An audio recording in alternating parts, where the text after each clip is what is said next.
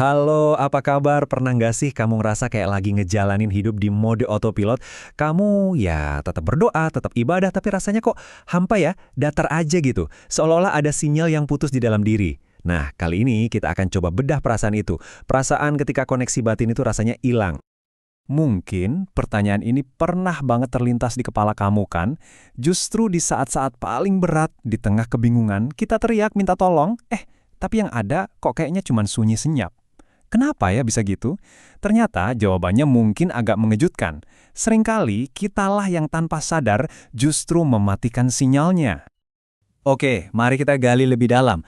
Jarak yang kita rasain itu seringkali bukan sesuatu yang terjadi gitu aja loh. Itu adalah sebuah tembok.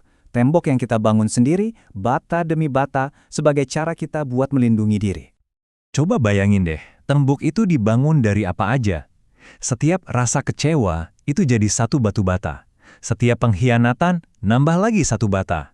Rasa capek yang numpuk berhari-hari, bahkan kebiasaan kita buat pakai logika doang buat matiin perasaan, semua itu jadi bahan bangunannya. Jadi deh, sebuah benteng yang kokoh, yang tujuannya cuma satu, biar kita nggak sakit hati lagi. Nah, disinilah ironi yang paling menyedihkan. Gini deh, bayangin ada termometer yang beku di dalam balok es. Terus, di sebelahnya persis ada api unggun yang nyala terang. Kira-kira termometer itu bakal ngerasain angetnya nggak? Nggak kan? Hati kita persis kayak gitu. Demi melindungi diri dari rasa sakit, kita tanpa sadar malah ikut mematikan kemampuan kita buat merasakan kehangatan, buat dapat bimbingan, dan buat terhubung. Jadi, sebenarnya kondisi ini ada namanya nggak sih? Ada, dan dengan kita kasih nama, perasaan yang tadinya abstrak dan bikin bingung ini jadi sesuatu yang bisa kita pahami dan kita hadapi. Istilahnya itu sklerokardia. Eits, tenang dulu. Ini bukan vonis moral yang bilang kamu orang jahat ya, sama sekali bukan. Anggap aja ini kayak diagnosis medis. Artinya, hati kamu itu jadi kapalan. Persis kayak kulit yang karena terlalu sering kena gesekan, akhirnya jadi tebel dan nggak bisa lagi ngerasain sentuhan lembut. Bedanya tuh jauh banget.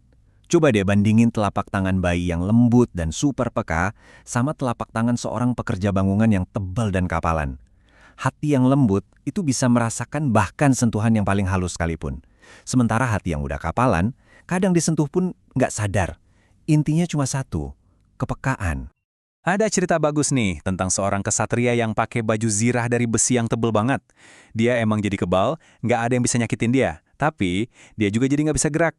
Nggak bisa meluk keluarganya, bahkan nggak bisa ngerasain angin sepoi-sepoi di pipinya. Itulah harga dari perlindungan yang total, kelumpuhan. Dan dampak dari kelumpuhan emosional ini di dunia nyata tuh beneran ada. Kita jadi cemas terus-terusan, rasanya kayak jalan di tempat gelap tanpa ada yang nuntun. Kita jadi bingung, karena nggak ada lagi arah yang jelas. Dan yang paling sakit, kita merasa terisolasi, sendirian, bahkan waktu lagi di tengah-tengah keramaian. Oke, setelah kita lihat masalahnya, sekarang kita ngomongin solusinya.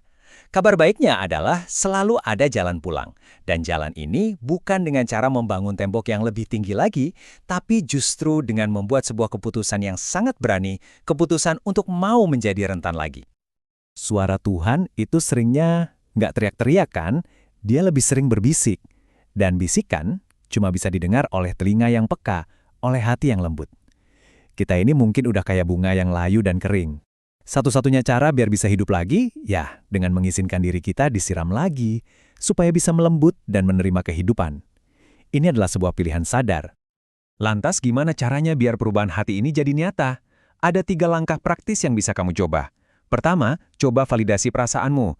Akui aja rasa sakit itu tanpa ngejudge diri sendiri. Kedua, coba tanya lagi ke dirimu. Tembok yang aku bangun ini, sekarang masih melindungi aku? Atau jangan-jangan malah mengurung aku?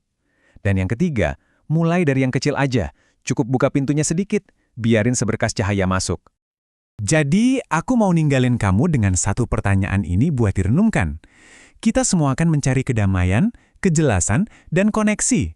Coba pikirin sebentar deh, gimana kalau semua yang kamu rindukan itu ternyata nggak akan ditemukan dengan membangun tembok yang lebih tinggi, tapi justru dengan punya keberanian buat meruntuhkannya, sedikit demi sedikit. Keputusannya ada di tangan kamu.